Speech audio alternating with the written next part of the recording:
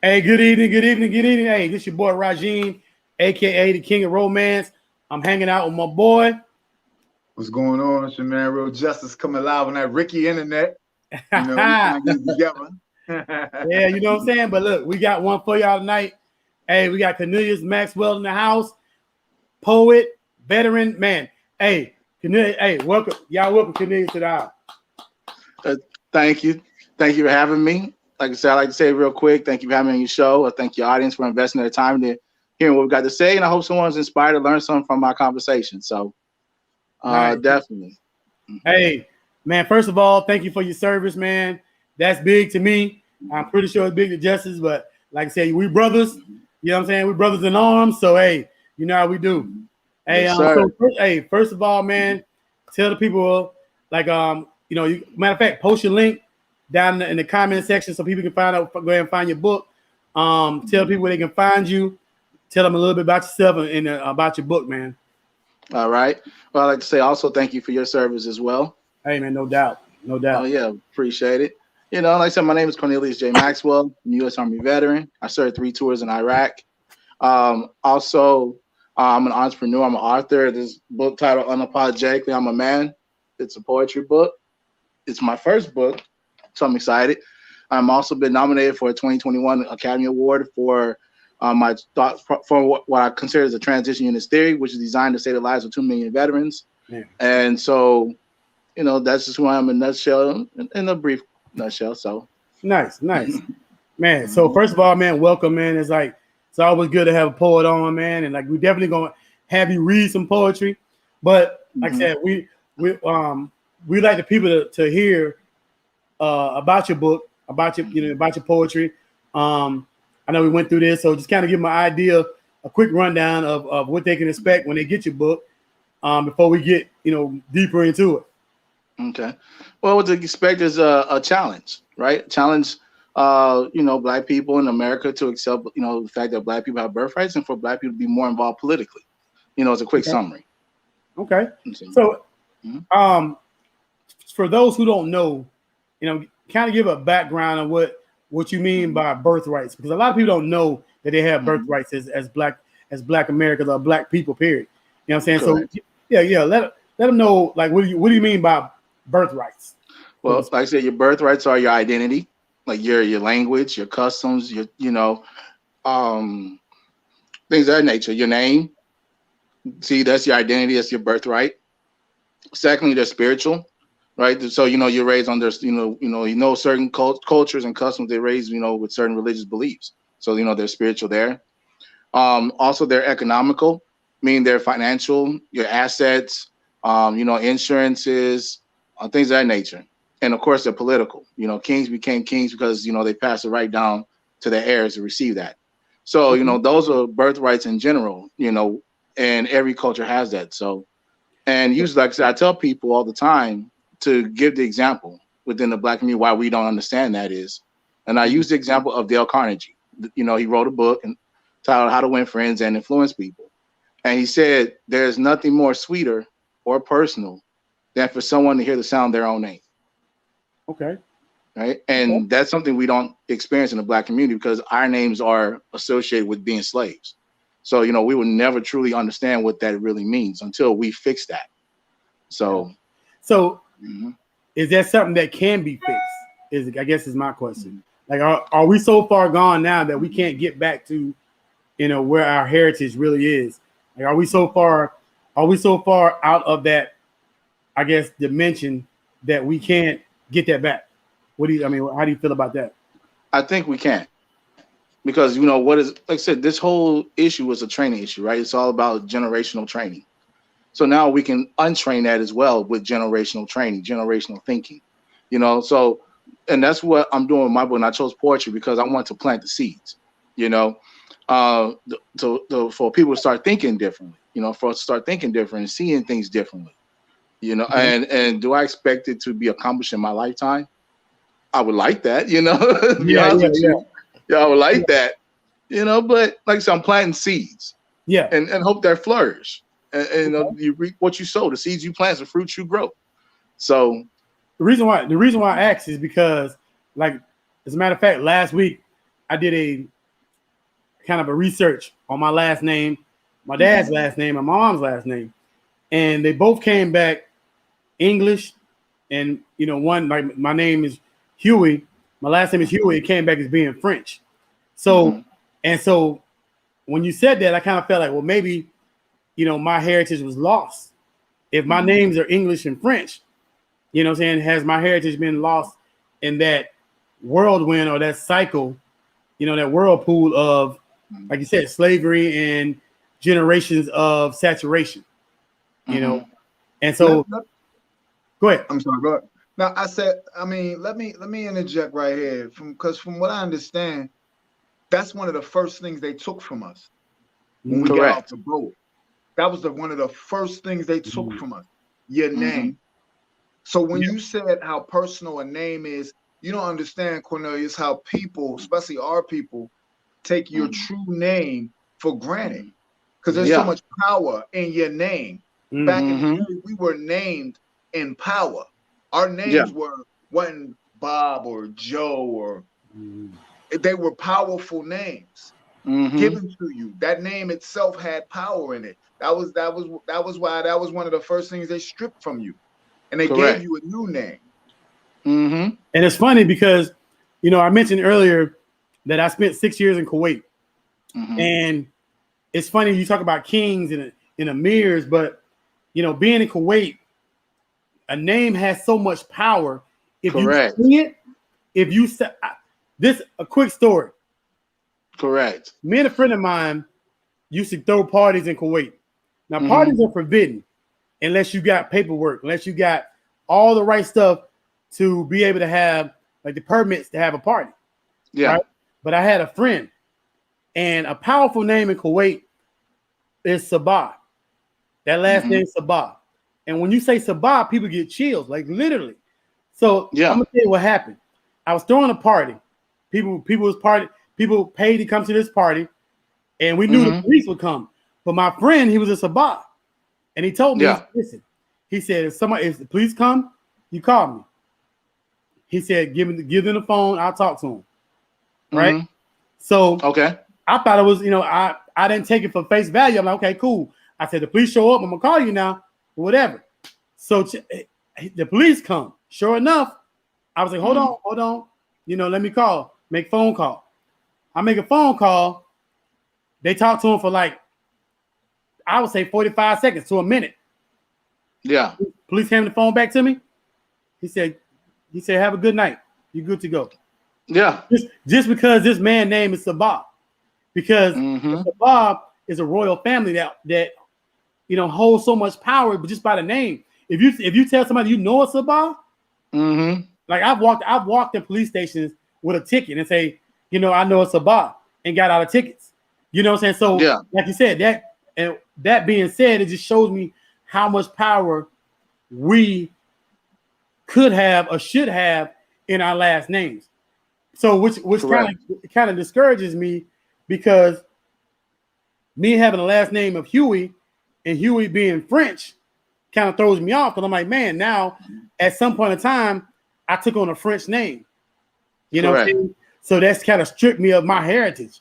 You get what I'm saying? So I kind of feel robbed right now when you talk about how powerful a name is. You know what I'm saying? Because I have a background. I have a background of northern American Indians. There's Haitian in my family. There's the bloodline goes all over the place. But at the same time, like you said, when you talk about names, man, it's just so incredible how we lost such powerful names, and now we got names like Johnson, Smith, names that weren't ours. You get what I'm saying? And like my man Justin was saying, it's like people take it for granted. I mean, like I said, it might not happen in our generation, but it's good. Like I said, that seed it's nice to have that seed in place. Like, it's a beautiful thing. So definitely, man, I keep on doing what you're doing, brother, for real. Because we need, like, we talk a lot about on this show about our generations, building the future for our generation. building warriors. It's hard to have warriors when our warriors are all named Johnson and Smith and Turner. You know what I'm saying? These are names that were given to us. So, but but like I said, when you have warrior names, I'm pretty sure. Not me not doing research, but I'm pretty sure they're all warrior names. Like there are names that came from warriors. Yeah. Matter of fact, you remember the movie Roots? You remember Alex Haley? He was talking about his family history, and they paid all those millions of dollars for him to find his family history. Yeah. Right. And remember, he found out the Kunta Kinte, right? And they were talking about his story and how when they captured him, and then when they brought him to America, and what they do, they say, "What's your name, boy?" And he said, "Your name is Toby." And then they hit him with that whip and say, "What's your name, boy?" And he said, "Kunta Kinte." They hit him again. "No, your name is Toby." Psh. "What's your name, boy?" "Kunta Kinte." Yeah. "No, your name is Toby. What's your name?" Yeah. And so, but see, the whole purpose of them doing that, right, in front of the woman, in front of the child, right, and this is written in the Willie Lynch letter, and stuff like that. It's more doctrine than that. But just think about that, to do that in front of the woman and child, so that way the woman can never feel protection from him, right? And that whole independent woman mentality, just that damage alone, because now you're creating that friction within that particular culture. Then you give them, like I said, that's why they can say, this cycle will perpetuate for 300 years or 200 years. Why? Because they're attacking the birthright. You see what I'm saying? Because birthrights are generationally. So you can say for 200-300 years, we attach this birthright because it's been taught over and over and over and over the buck breaking system. So they taught the female horse in the buck breaking system. She leads, instead of us as men lead. Yeah. Right. And because in every culture, men leads. Then the black culture, we have a matriarch. Everybody else has a patriarch. And because again, it's the birthright.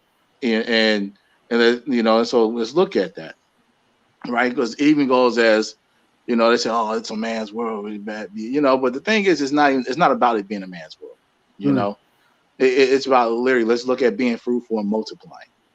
Yeah. Right. Yeah. You have to plant a seed. The seed has to have somewhere to go, and then you have to grow and nurture from there, nurture and grow from there. The family tree is the same thing. As men, we carry that seed. Our women, they nurture that seed. Their womb is the soil. We nurture that and make it grow generationally. So what they tell us that your name is not your name. Your name is the name I give it to you, which is attached to slavery. So that way you always have that slavery mentality in the back of your mind. You always be a slave. True. Right. True. So, and that's why I use the story with Moses used, right? When he led them out of, Egypt, the Hebrews, and they said, here's a new identity, and we're going to a new land, a new promised land that established a new birthright. So what is stopping us from doing the same thing? Right? Because that is lost, and it's unfortunate that it's lost, but we still have to move forward. We have to establish a new birthright, and that's where we need to come together as men, because that's the whole reason what perpetuates that system is the fact that we're not on the same page. True. As men, we have to establish that birthright. I remember being in Iraq, right? They teach these young boys about their birthrights, right? And it's big in Iraq, big thing. And when you come to America, boys are all giggly, shy. Not in Iraq, they're not. Yeah. A group of soldiers, we come in there with body armor, weapons, and they come in, sit down, welcome, sit down. Yeah. Talking to you like a man with his chest out. Yeah. 9-year-old, 10-year-old, not timid, not shy.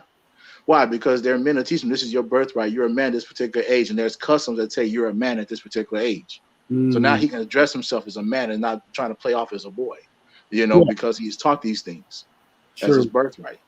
True.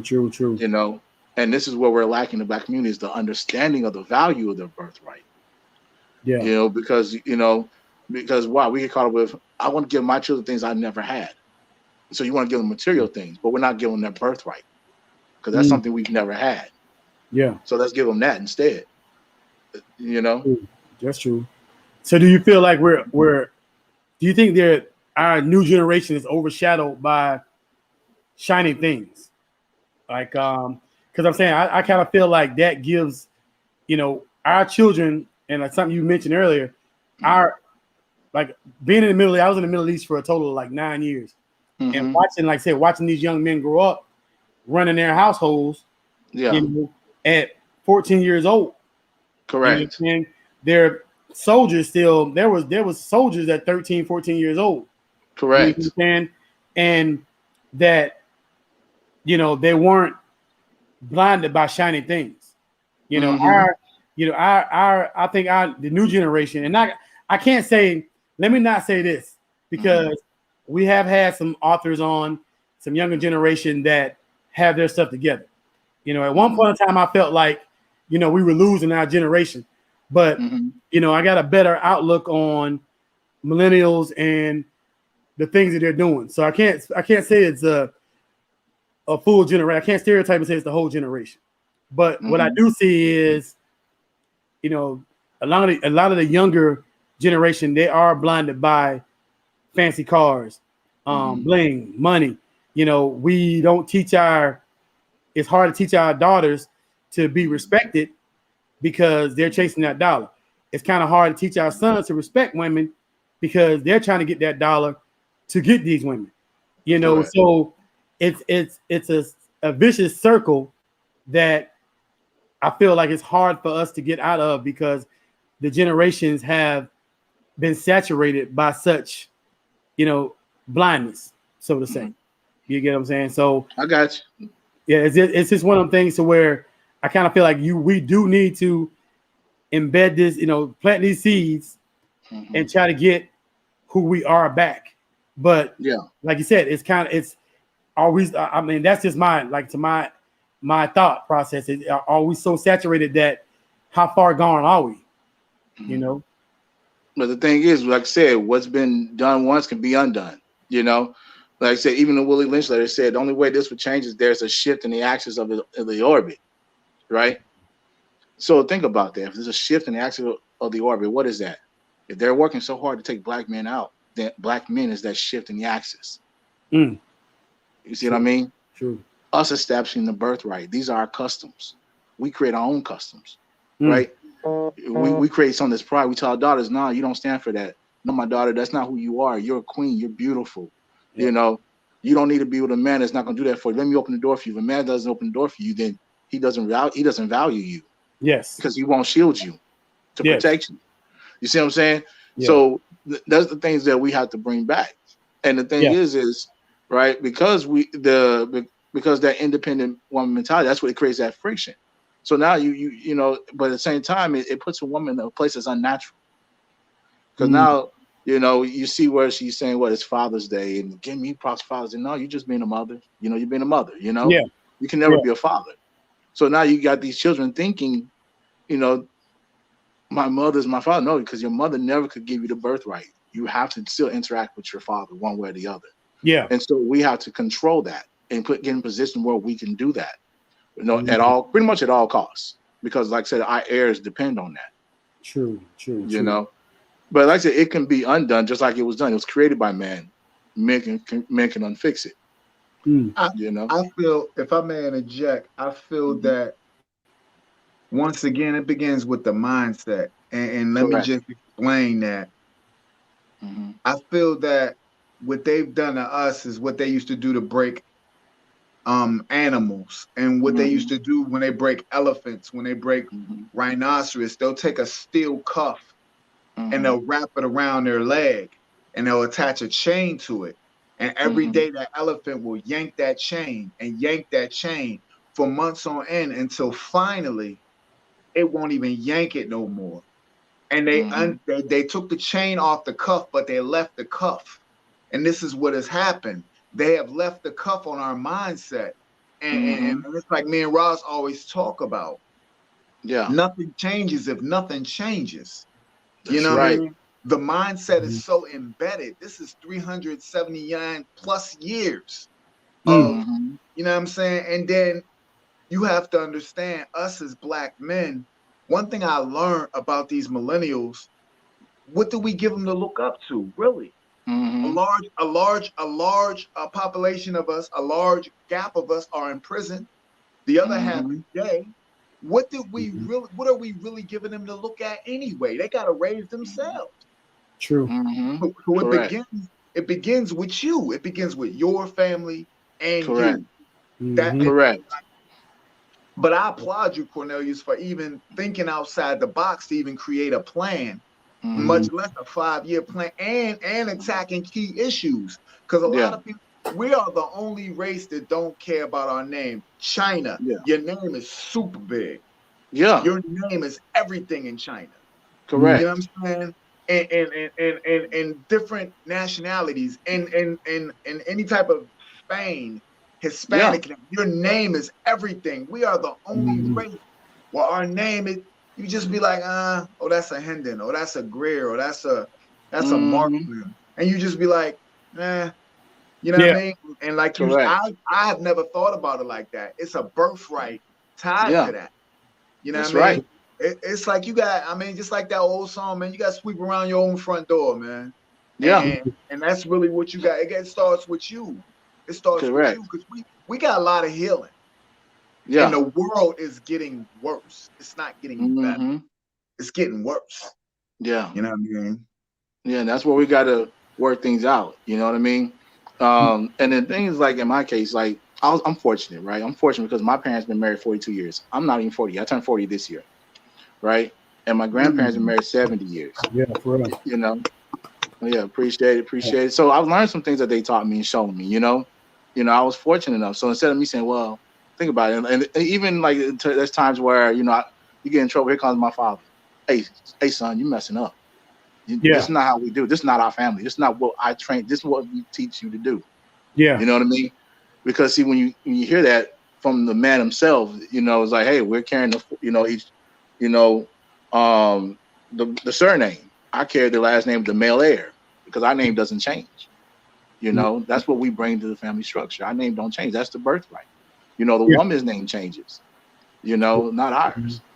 So it's. And that's the thing where we have to grow as people. We gotta, quit, downing each other. Because think about our music. What does our music do? We down our own. True. And you become rich down on your own. Yeah. How is that real? That's perpetuating the problem. True. Right. And in doing so, we had to cut that stuff out, man. All the fighting that we see all the time. We had to cut that out because again, that is your name. What is your name? Oh, you guys are acting like monkeys again. You see what I'm saying? Even when they tell you, not self-focused, this is what I teach. I said, they say, hey, go back to Africa. How you going to tell me to go to Africa? You saying I don't have no birthright here? I have generations of people that lived here. Yeah. So I have a birthright here just like anybody else. Mm-hmm.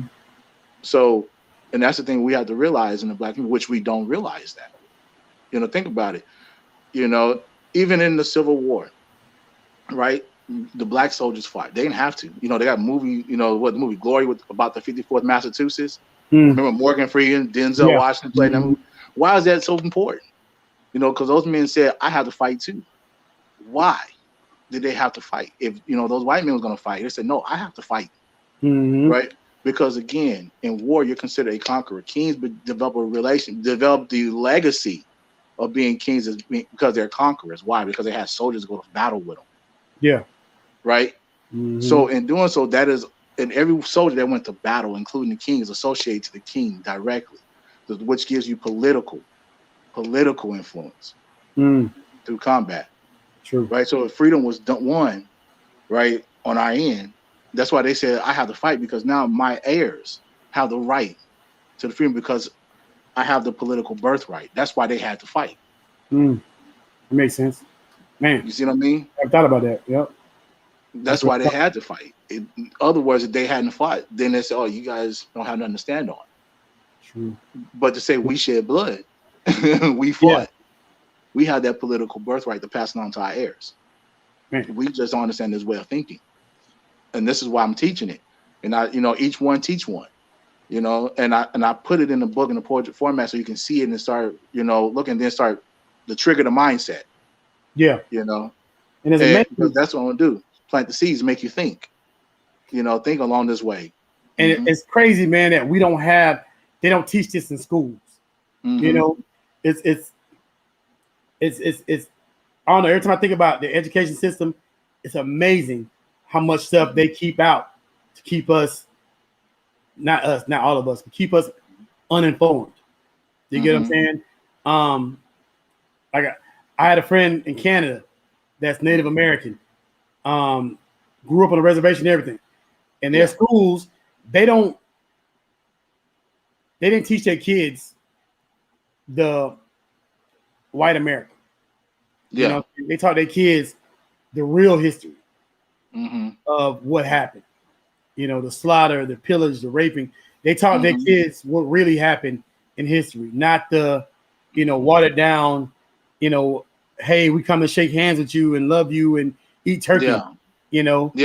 And, you know, so, and me knowing these people opened my eyes to a lot because, like I said, you growing up, you're brainwashed when it comes to Thanksgiving, when it comes to, you know, different holidays that we celebrate that we really shouldn't be celebrating. You know, the 4th of July, you know, which is Independence Day, you know, which we weren't independent till, you know, years later, you know, so how can we celebrate, you know, we take it as an opportunity to have a day off and barbecue, but what are we really celebrating? You know, and like I said, so with history in mind, we take for granted, you know, what we do know, we take for granted what we don't know, you know, and like I said, people like you, people like Justice, who inform yourselves, you know, these are the type of teachers and warriors we need to move forward because, you know, we can't teach what we don't know. Correct. You get what I'm saying? And if there's a generation that, like I said, I'm 48. So if our generation dies off, you know, without knowing, without planting that seed, what's going to grow later on? You know what I'm saying? It's going to be a time where they phase that it'll all phase out. There'll be young adults that don't know anything about, you know, history at all, the real history, slavery, what really happened, you know, it's I did this for Black History Month. I post every day little known Black history facts, and I guarantee you, so far out of 20 days, 18 of them surprised me. Stuff that I didn't know. Yeah. Stuff that I should know. I'm like, man, why didn't I know this? You know, I'm not, you know, here's the thing is, right, I got my bachelor's and I got the military and political science, and I still research stuff. And I'm like, how come I still didn't know this? You know? You know what I'm saying? It's like, and that's the thing is the fact, that's why I mentioned, you know, my 5-phase plan, which I need to re-mention it because, you know, we mentioned it earlier, then we have the technicality. So, but definitely go through that again. Definitely. All right. So definitely. So like I said, this is what I have as my 5-phase plan for atonement for the Black community that America can do. Like I said, phase 1 is political influence because we never had fair representation politically. So we designed that we can do that. We have that influence, you know, just like any immigration laws, you know, any other laws, you know, they're all backed by, you know, politics. So like I said, which can lead to the second phase, was economic stability, which we've already proven before in the Black community, the Black, you know, Black Wall Street, you know, Rosewood, Florida. You know, also it creates more. In doing so, what we can do is invest into Black business programs, right? Black business owners, you know, and bring more programs like the SBA 8A program, opportunities there into Black communities and the Black business owners, and let them create more businesses and scale those businesses, you know, and hire, you know, the people in the neighborhood. So now you have more taxpayers, you have higher GDP, you know, which it also increases the American dollar, which is sound economics, which leads to the third phase, which is education and healthcare, because these are paid for and the quality of are determined by the taxpayer dollars. You have more taxpayers, you have better quality of education. Like we talked about education, we can determine the quality of what our students learn or what our children learn because we determine the quality, right? And so, which will lead to the fourth phase, which is home and land ownership, because now we have these jobs and more economical opportunities. Of course, you have the availability to take on, you know, the financial responsibility of home ownership and land ownership, which lead to the fifth phase of the plan, which is the birthrights. You know, and like I said, birthrights are your identity, your name, you know, they're economical, which are, like I said, your houses and things of that nature, as well as they are spiritual and they're political. So you have a birthright based on all these things, right? Because your family determines which gods you worship, things of that nature. That falls under the Constitution. You know, you have the right to worship whatever God you want to worship. Or if you choose not to, that still can be your family thing, you know, that's your call. You know, so the thing is, the overall goal is to develop the fact that Black Americans can have a birthright as well. and America can support that and back that, because everyone has their own birthrights. That's why I gave that example about how sweet and how personal it is to the sound of your name, and that's what we lack in this country. That was created by this country. Yeah, man. And so, like I said, it's definitely something that's taken for granted. And like if we can, like I said, phase that back into our, our generational build and our future, it'd be something that would definitely be something, that, we as, like say for instance, somebody my age could leave as a legacy. I just feel, I feel like we don't do enough, and we try. Like I said, the three of us, I guarantee you, we do what we can do to build our future. But I feel like you said, each one teach one. Yeah. And if we continue to, multiply and teach our young men, first of all, how to be men. Correct. That's the first thing. I have a stepson that's 14, and instead of talking at him, I talk to him. Tell him why it's important for me to treat his mom good. Why it's important for him to treat his mom better than I treat him. It's important, like I teach my son, it's important for my son to know why he has to respect, like you said, respect our queens. Respect women, period. Correct. Because that's how you were raised. That's how I was raised. Like you said, you spoke earlier about your grandparents and your parents being married. But my parents been married almost 50 years now, and to see my dad taught me to be the man that I am. But I also would say this: as strong-willed men, we need strong-willed men. Like for example, my boy Justice, strong-willed. I've only known this cat for like 6 months. Strong-willed. Coming from where he came from, he an assassin. Like I said, this is the type of soldier that we need, because coming from where he came from, he beat the odds. Yeah. You get what I'm saying?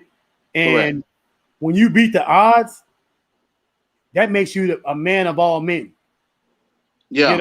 A leader. A leader. You know what I'm saying? My respect for this man goes beyond what he knows, because that makes him a leader. Because that makes him, you know what I'm saying? He came, like he said, he said this a lot. Like, I love it when he say this, he was a flower, he grew from cement. You know what I'm saying? Yeah. I like that. You know what I'm saying? He grew from concrete. Yeah. And when you grow from concrete, that means you beat all odds. Correct. You get what I'm saying? Correct. My father's the same way, and that's why I respect him so much, because my father was the same way. My father lost his mom at a young age, dropped out of high school, raised his brothers and sisters, and like I said, he kept moving forward. Even when life knocked him down, got back up. Correct. And cats like that, that's the type of leaders we need to build foundations for our future. You get what I'm saying? I was a soldier in the military, and like I said, Justin never been in the military. But as a soldier, I will follow him, into battle, because I know his background, because I know his drive. You get what I'm saying? And so, it takes that for us to move forward in life, and to be able to teach our younger generation what it takes to, build a future that will preserve our culture. Correct. Definitely. And the building, and because the thing is we have to determine that. Yeah. And that's the thing. And we have to determine the value of that. And if we don't, it's going to be determined for us. Yeah. Which is doing now. They say, oh, you have to be a drug dealer. Why? Because you don't have a birthright. They tell you have nothing. Yeah. What is that? See what I'm saying? Yeah. And even, when you turn in biblically, right? When you talked about how, I talked about earlier when I said, if because I said that's the moral doctrine in this country. When you open the Bible, and how it talks about how it's God's birthright to man, which is forgiveness, and I describe forgiveness as creating systems that heal the victim and establish redemption for the perpetrator, right? So in doing so, that goes back to saying you reap what you sow. The seeds you plant, the fruits you grow. So if you create a seed that keeps a group of people away from having their birthright, we think it's gonna come back to you. Because again, the seeds you plant, the fruits you grow. You know, so it's still gonna come back to you one way or the other. True. So do you want to start changing that too as well? Because then America suffers, and no matter what America suffers, we all suffer one way or the other. Because why? We're Americans, you know. Yeah. So, and that's the thing is, you know, and to do that, but when you talk about just the longevity of that, man, just generation after generation after generation after generation, you know, it's like, it's crazy how that the same ideas can keep going for so long. The same way of thinking can go for so long, and without someone saying, what about something different? You know, just, you know, that's crazy how just that structure works alone. You know, and so that makes me think, like, man, we really got to transfer that, because change that, because if you don't change it, it's going to just keep going. That's what I said. We just got to keep planting seeds. Hey, plant these seeds. Hey, you know, I can tell 10 people, you can tell 10 people, you know, Just can tell 10 people, and we can just, you know, keep spreading that word, because that is what's vital for a community. Is to understand the value of your birthright, you know, and to see, because everyone else does. Everyone else does, you know, because they have one. We don't. That's why even even prior to or during slavery, when they was arguing over taxes, you know, saying that a slave was considered 3/5 a person. See, you don't have a birthright. The first thing they did was took away that birthright, so they can say you're considered property because you don't have a birthright. Man, you see what I'm saying? It's crazy. I hope it's some young adults watching this, like some young men, you know, watching this, so they can get a real feel of what their birthright is, you know, because they definitely need to know. You know, we got to break cycles, and that's the key thing. We have to start breaking cycles. Breaking cycles will cause, you know, better generations. You know, it's just like, you could have the worst life growing up possible, but if you break that cycle, then that next lifetime gonna be a little better, and so forth. You know, correct. So so listen, Cornelius, we want to get you to you know, we want to find out, you know, in your book, what do you feel like is one of your most powerful poems, or something that you particularly favor, you know, and read us. We want to at least get two from you. So we want to see if we can get one now and one towards the end. You know what I'm saying? So just kind of get the people what they're waiting for. All right. Well, I got one title. I've been told by society. Okay. It goes, freedom will always elude me. Prosperity will not embrace me. The war on drugs will enslave me. Prison is my destiny. Death at a young age is my prophecy. Not able to provide for my family is the way that I'm cursed generationally. To be a pillar in society is not even a possibility. These quotes my whole life I've been told continuously, but I can't understand what I've been told conceptually. God's favor is blessing me eternally. Can't measure my growth infinitely. To defy the odds stacked against me perpetually. So that's I've been told by society. Okay. Hey, okay. I was ready for that. Just so, hey, look. Hey, so the cool thing about it is Justice and I both are poets. And, so look, you already getting, look. Somebody said, I like that. I like that. So thank you. Yeah. So definitely, man. So as poets, man, you know, a lot of times, like, we come on here and we expect one thing, and we very often get something different. Yeah. Good. So, and I can always tell when somebody blow Justice's mind, because he started doing like this. So that must have been, so, like I said, man, that's definitely moving, man, for real. Like for me, man, I love when somebody, you know, brings to the stage what they've been through. Like, you can tell that it's something that you sincerely felt like society has told you. You know, it's like we definitely can tell that, you know, deep inside, you know, you got a story to tell, and you know, and you need the world to hear it. So I appreciate it, man. I definitely appreciate it, man. Hey, so what well, I guess I do know what inspired you to write this, but what keeps you motivated to want to, I guess, what gave you the inspiration to bring this to the people? I know, like you said, you listen to a couple great speakers or whatever, and they moved you, but what gave you the inspiration to want to bring this to the people? What inspires you to keep wanting to build a generational privilege, so to say, a generational monument to move forward?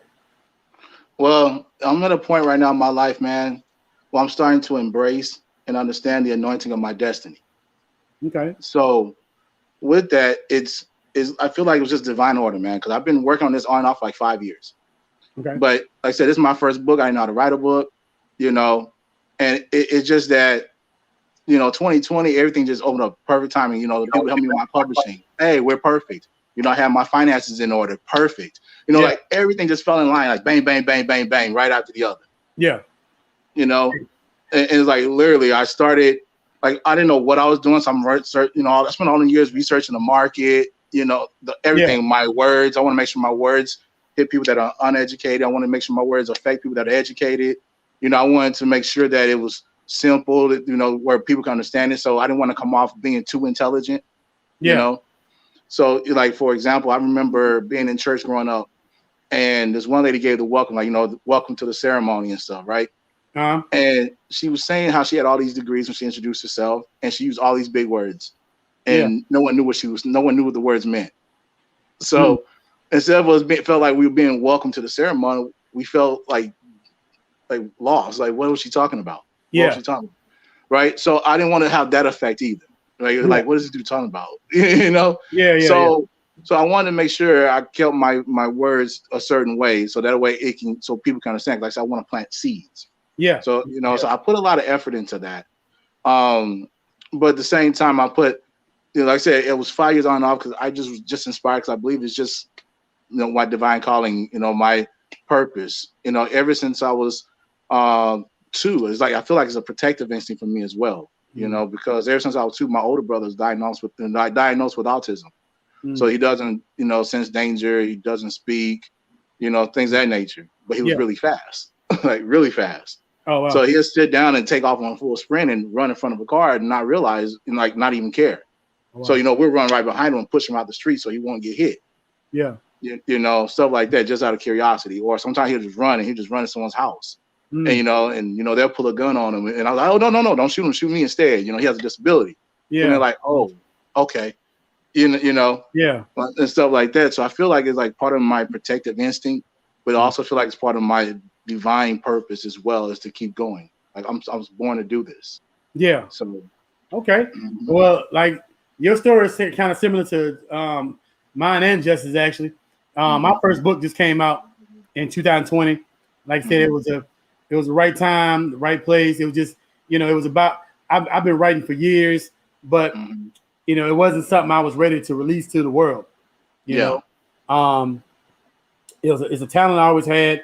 I've always been a poet. I've always, had a natural instinct to write poetry or whatever, but it wasn't until this pandemic hit that I felt like it was time. So definitely, man, whatever you do, keep doing what you're doing, man. Continue to write, continue to teach. Even like we were talking about earlier. We all have to continue to learn. I have a master's degree. I have a bachelor's degree, and honestly, man, half time I'm talking to Justice. Yeah, I would think he had a doctorate degree. You know what I'm saying? I think he had, I think he was a doctor, because a lot of times he know a lot more than I know.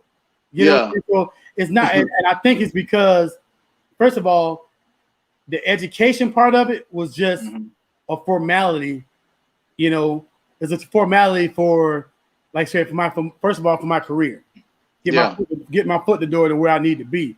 But as far as learning what I wanted to learn, needed to learn, and what I, stuff that I need to know as far as culture and heritage and moving forward, what I'm saying, that my degrees don't cover that. Correct. You know what I'm saying? I got my degrees IT project management. It doesn't cover anything of what I need. You got the PMP certification too? Huh? You got the PMP certification as well? I don't have a PMP, but I have the IT project management and the master's. I have an IT security. I have 2 security plus, a network plus, and I'm currently working on a CISSP. So yeah, so I should have took the PMP right when I finished my master's, but my brain was fried. I didn't want to mess up the time. You know what I'm saying? But it's up. It might be too long. You know what I'm saying? My producer and CEO, if she stop putting stuff on my plate, she watching right now. So if you stop putting stuff on my plate, I can study. But she's great though. But definitely it's something I'm working on. But I say all to say this: education wise, like you said earlier, you don't want to feel like your education overshadows your purpose. Yeah. So it's like, because education, it's good to be an educated black man, but educated black man doesn't necessarily mean that you went to an institution and got a piece of paper. Correct. And that means, like, it means you have taken the time to open your mind to knowledge that you should know, or that I mean, like I said, I know I talk highly of Justice, but I really feel this way about this cat. This cat is highly knowledgeable. You know what I'm saying? He keep me on my toes. Like, I can't tell you how many times I done got off the show and went and looked something up and read something. I'm like, oh, yeah. I'm going to be ready next time. You know what I'm saying? I gotta be ready but that's what you need. You need people sharp like that. Keep me on my toes. Iron sharpens iron. So is a man sharpen the countenance of his friends. Exactly. But, he got to keep me on my toes. But like I said, definitely it's something that, I needed in my life to make sure that I continue to grow and teach. Like I said, the more I grow, the more I can teach. Correct. My son-in-law to be, he's a well-versed young man. You know what I'm saying? And what I mean by that is he reads a lot, and he takes in a lot of knowledge. And I learned a lot from this young man. Only like 23, maybe 25. And the guy is very knowledgeable. Talking to him. Good. And so I say that to say that me being 48, I can pick up knowledge from anybody. Yeah. And you have to be able to open your ears to things to know that, hey, maybe this person knows more than I do. Let me get this knowledge. Correct. You know what I'm saying? And I mean, it's like I can walk up to an 18-year-old, like, if I'm thirsty, he got a glass of water, I'm gonna drink. Correct. You get what I'm saying? I'm not gonna be. It makes sense. I can't be so humble. You know what I'm saying? I can't be so unhumble where I can be like, no, I ain't gonna drink from that glass because I'm 48 and you 18. Yeah, like I'm better than you or something. Yeah, like I'm better than you. It's not gonna happen. So so I definitely, man, continue on with the journey, and just continue on to teach, because like brothers like you, we definitely need on this path. So real quick, man, a couple things I want to go over real quick with you. All right. So we're doing, because I've been looking for a male poet. Okay. And I'm gonna talk to Justice about this, but we're looking for some male poets, and we're doing a verses. All right. Yeah. Have you heard? You heard the R&B verses they have, and the hip hop verses, celebrity verses? Okay. Okay. So we talking about doing a poetry verses, to where we're gonna have six poets in total come on and read from their catalog. Okay. You know what I'm saying? So we're gonna do pretty much a one-on, one-off. I mean, we're gonna have 3 men, 3 females, and so we'll have you read something, and then so we'll go to the next poet, have them read something, and we'll go through. We're probably gonna do about 3 poems a piece. You know what I'm saying? And we're looking for some really good artists. And if you welcome, hey, we invite you to come to the verse. All right, well, appreciate it. Definitely appreciate it. It's gonna be our first verses. We trying to stack the deck. Yeah. Okay. Good. Yeah, have some talent. That's right. Get some words out. So that's right. Some words of positivity and growth. And that's right. And we got some. Now, let me tell you though. Yeah. There's some heavy hitter females out there. Oh, I know. I met some in Iraq. Doing I had poetry night in Iraq and stuff like that. Yeah. Woo! I met some sisters that can. Woo! We kind of stack the deck. So definitely, man. It's our first poetry verses, man. It's something me and Justice came up with. Okay. We feel like if rappers can do it, singers can do it, why poets can't do it. You know exactly. Yeah. You know, so we definitely gonna make it happen. All right, good. Let me know. No doubt. I like it. So Justice, man, you got any more questions for the brother, man? Only thing I want to tell you, Cornelius, honestly, man, you said something that really sparked something in me.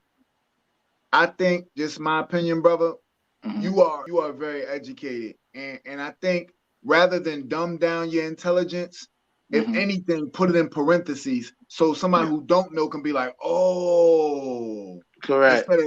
Because sad to say, our vernacular, our mindset, our way of thinking. For you, brother, you might be steak and potatoes to somebody that's hot dogs and cookies. So give them some of that steak. I like chop it up. Yeah. You know, like I said, what I did was I still did, but I just broke it down a little more. So I put a little more extra effort into explaining it. You know what I mean? Yeah. So it's all there. Don't get it twisted. It's there. It's there. You know, it may be cut real fine, but it's in there.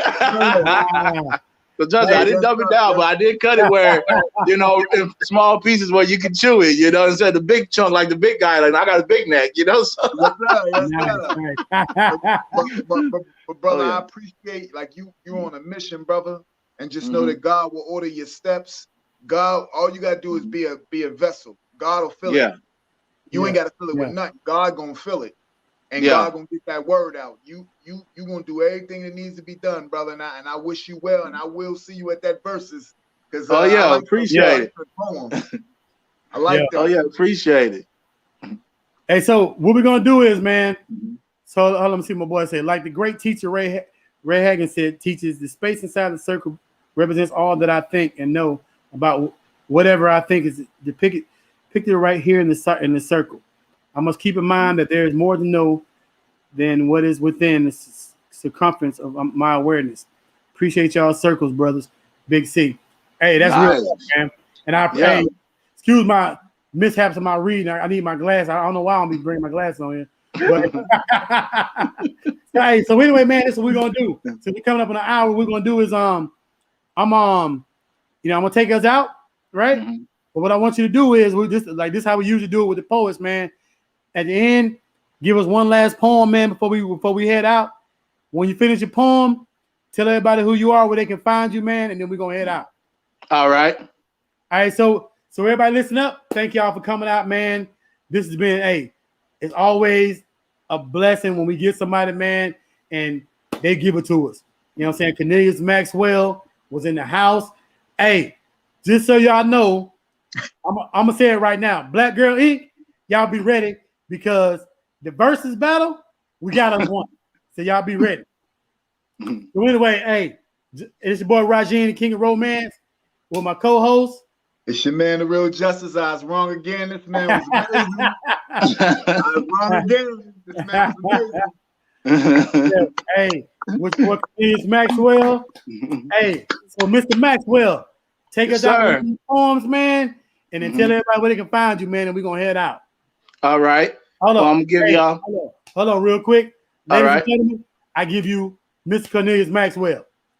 Thank you. Well, I'm gonna give you guys a poem, Unapologetically I'm a Man, which is titled after my book itself, which is a poem I inspired by MLK. Unapologetically, I'm a man. I am made of bone, tissue, flesh, and blood, thus classified biologically to the mammal kingdom. Yet my stature is upright, and my posture is strong. It keeps me grounded through treacherous adversity. My voice is deep. When I speak, it roars with authority. Classification by pigmentation has labeled me a minority, restricted from health and prosperity, to quench the sinister desires of the majority. But let this declaration be understood with clarity, that I was created in the image of the Most High, uniquely with originality. So I can never be stereotyped due to the authenticity of my individual personality. Because I'm proud to be the man God made me to be, unapologetically. My name is Cornelius J. Maxwell. Man, hey, Black Girls Inc., y'all better be ready, because I'm telling you, the versus is going down, man. Hey, once again, it's your boy Rajin, the King of Romance, with my boy, the real Justice. Oh my God. Hey, we're gonna sign out, man. How we do it? Hey, Mr. Maxwell, Be ready Yes, to sir. come back on, bro. We're gonna have you back on. And man, thank you for blessing our stage, man, for real. Like I said, hey, look, they talking already. That was awesome. You know what I'm saying? They ain't gonna be ready. Anyway, man, hey, I can talk all night, but look, we out of here. Y'all have a great night. It's been real, man. Y'all have a good night. Black man. Have a good one. Appreciate it. No doubt, man. Man.